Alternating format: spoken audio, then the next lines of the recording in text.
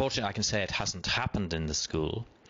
But also I'd say that the United Nations Convention on the Rights of the Child specifically includes an article forbidding physical punishment of children, and we subscribe to that. But non-physical punishments, yes, of course, all schools have sanctions for wrong behaviour, and that might include, for instance, it might include suspension for 1 or 2 days for a fairly serious misdemeanour, and ultimately it could mean expulsion, but that would be very, very rare in our school. So our main approach to student discipline in the school is proactive, not reactive. In other words, we spend far more time building a respectful culture where the children behave well together and with the teachers, so that we don't have to spend time punishing children who are naughty. And luckily, I'm pleased to say that the student discipline record in our school on the whole is very good. 那您怎么样看待老师对这个学生的体罚呀，或者是冷言冷语等等？ Not allowed. Sarcasm is is a dreadful weapon to use against a child. Never ever would we allow a teacher to use sarcasm. It's very hurtful, and it stays in the heart of the child for years to come. It must not be used by teachers. The use of sarcasm by a teacher is unprofessional and disrespectful, whatever the age of the child, and must never ever be used. 那在您所在的国家，在这个当老师之前，是不是都要接受关于儿童保护方面一些知识的学习？ Yes, I happen to be from England, but we have teachers here from America, Australia, New Zealand, Canada, and other countries. And in most countries, the teacher training very explicitly includes training on the rights of the child. This is a very big topic in Western countries, and in all the countries that I just mentioned, I believe that any teacher has to have a thorough police check before they can become a teacher. And also, if for that country, for instance, I am writing a reference letter for a teacher in support of a job application, I have to verify that the teacher is a suitable person, suitable character for working with young children. So in many countries, child protection is a very serious matter, and the laws regulating them are very strict. 那您来自于英国，我看到您的介绍里面说您的这个教师资格是从伦敦大学获得的哈，我非常想知道，就是在英国获得这个教师资格大概需要什么样的程序？ Well, in that country, there are two main paths to become certified as a teacher.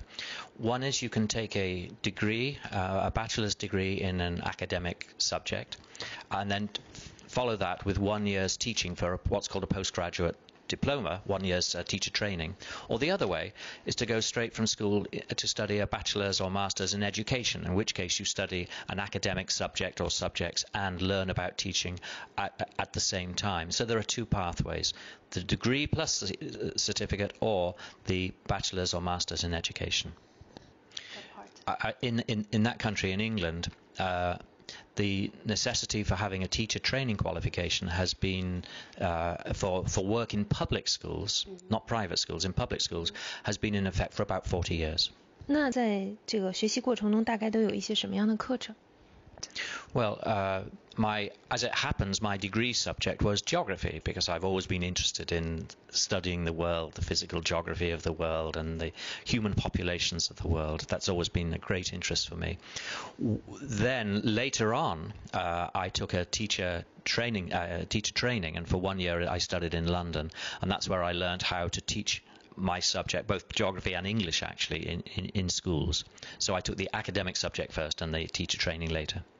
那您从事教师这个职业是您的一个梦想吗？还是说就是因为一些机缘巧合的？ Oh, I became a teacher by accident. When I graduated from university, actually I didn't know what to do, so I applied to an organisation in England called Voluntary Service Overseas, and if you're selected, they send you somewhere overseas by cooperation between governments, and then you do some work in that country. So I was sent to the Sudan in northeast Africa in order to teach in a local school in a desert village in the north of the country, and so I taught for 1 year. And then I went back to my own country and I tried working in business and 1 or 2 other things. But really what's kept in my heart and in my mind was the teaching I'd experienced by accident. So then I went back to become trained as a teacher.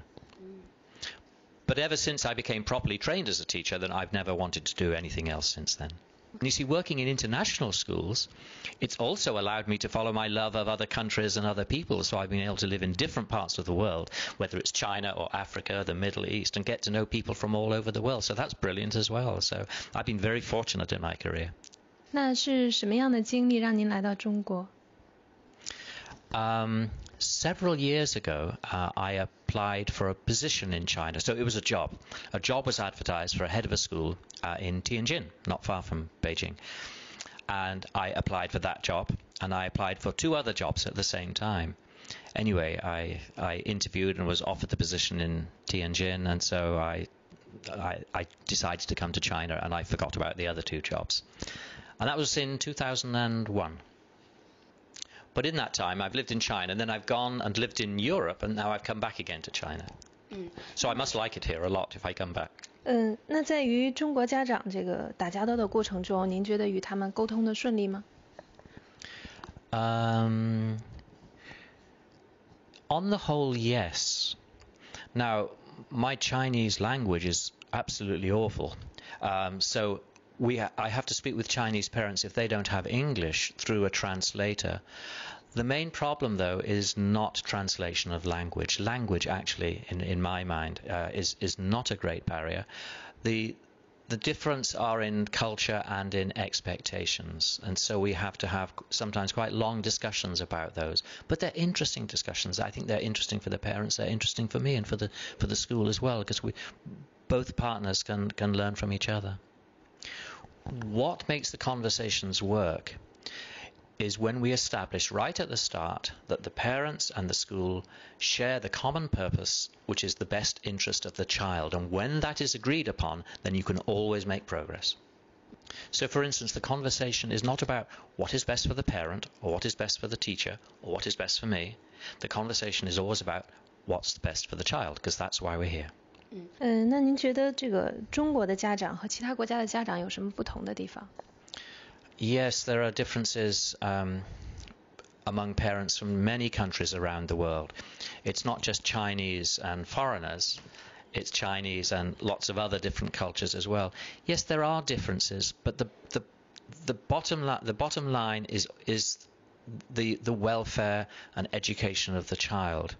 So actually the differences are less important than the similarities between people from different countries, in my view. And that's why we're able to be successful as parents and as teachers in an international school such as this. We always put the emphasis on the commonalities, and we try to focus less on the differences. 那我知道，就是每次岳成在接受孩子入校之前，都会对家长和孩子进行一个面试。那这个面试，和这个孩子还有家长交流的主要有那些内容的那个目的是什么？